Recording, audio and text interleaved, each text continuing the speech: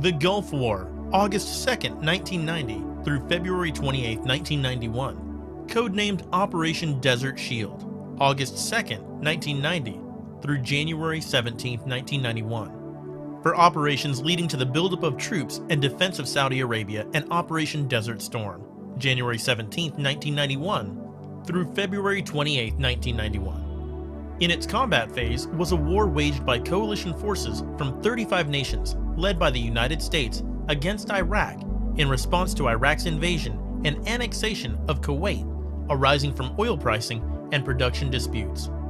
On August 2, 1990, the Iraqi army invaded and occupied Kuwait, which was met with international condemnation and brought immediate economic sanctions against Iraq by members of the UN Security Council. UK Prime Minister Margaret Thatcher and US President George H.W. Bush deployed forces into Saudi Arabia and urged other countries to send their forces to the scene.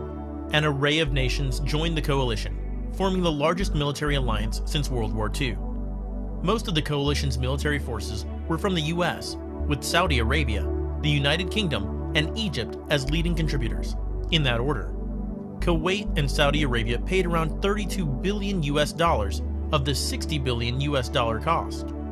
The war marked the introduction of live news broadcasts from the battle's front lines, principally by the US network CNN. The war has also earned the nickname Video Game War after the daily broadcast of images from cameras on board US bombers during Operation Desert Storm. The initial conflict to expel Iraqi forces from Kuwait began with an aerial and naval bombardment on January 17, 1991, continuing for 5 weeks.